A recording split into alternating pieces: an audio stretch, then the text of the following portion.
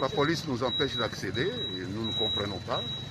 C'est d'abord une atteinte à l'inviolabilité du Parlement qui est consacrée dans la Constitution et deuxièmement une atteinte, une violation du principe de la séparation des pouvoirs. Nous n'avons aucun lien organique avec le Conseil d'État. Il peut prendre ses décisions, nous pouvons faire appel, mais il ne peut pas empêcher le Parlement de fonctionner. C'est totalement hors du droit et nous sommes tenus de respecter le droit parce que nous sommes dans un état de droit et nous irons jusqu'au bout. Merci, honorable. Bon, la police nous empêche d'accéder et nous ne comprenons pas. C'est d'abord une atteinte à l'inviolabilité du Parlement qui est consacrée dans la Constitution et deuxièmement une atteinte, une violation du principe de la séparation des pouvoirs. Nous n'avons aucun lien organique avec le Conseil d'État. Il peut prendre ses décisions, nous pouvons faire appel, mais il ne peut pas empêcher le Parlement de fonctionner. C'est totalement hors du droit et nous sommes tenus de respecter le droit parce que nous sommes dans un état de droit et nous irons jusqu'au bout. Merci, honorable. Ah, vraiment pas, parce que cet homme ne changera véritablement pas, Lambert Mende. Il continue avec ses mensonges en vous regardant dans les yeux. Pour la petite histoire, Bandeko,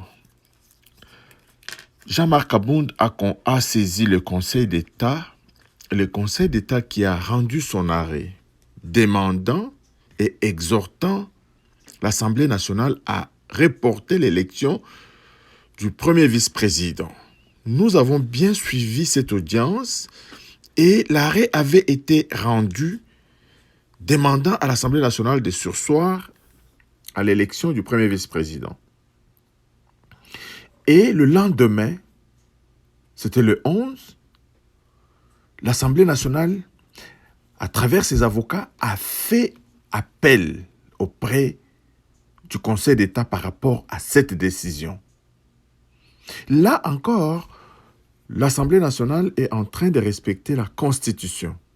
Alors, lorsqu'elle a fait l'appel, le Conseil d'État a débouté l'Assemblée nationale, leur demandant d'attendre la suite que le Conseil, la Cour constitutionnelle donnera donc à cette requête de Jean-Marc Abound. Voilà le droit. Mais c'est de quel droit Lambert Mende parle ici? Parce qu'il y a un arrêt du Conseil d'État que vous avez bravé déjà depuis hier en envoyant des communiqués, en invitant les députés à venir pour l'élection du premier vice-président. Donc, s'il y a des gens qui ne respectent pas le droit ici, c'est bien vous. De quel droit M. Lambert Mende parle? De quel droit M. Lambert Mende parle? Il continue ces messieurs.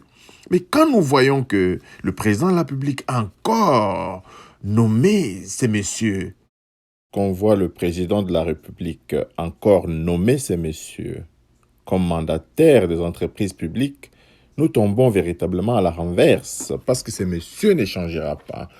Il nous fait avaler des pilules amères. Le mensonge est une des caractéristiques de cet homme politique. Alors, Bandeko, et nous apprenons encore en même temps que Mabound a écrit sollicitant une augmentation de $2000 sur le salaire des députés. Nous voulons bien. Mais dans quelle société nous vivons? Dans quelle société nous vivons? Au moins, eux ont un minimum de salaire.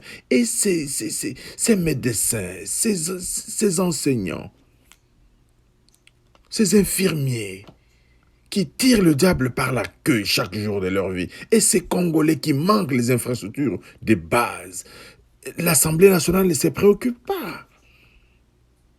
Et pendant cette période de récession où on doit réduire le train de vie de l'État, Mabound demande une augmentation de $2000 sur... Janine Mabound sollicite encore une augmentation de $2000 sur les émoluments des députés nationaux. Mais ce n'est pas un problème, l'augmentation des salaires. Mais cette injustice criante au moment où, avec cette crise du Covid, le peuple congolais tire le diable par la queue, nous ne voyons pas cette demande de la bienvenue, M. Mabound. Nous voulons que nos députés soient bien payés, bien rémunérés, parce que ce sont les émanations de ce peuple. Mais en même temps, ce peuple que vous négligez par manque même des infrastructures de base pour le peuple.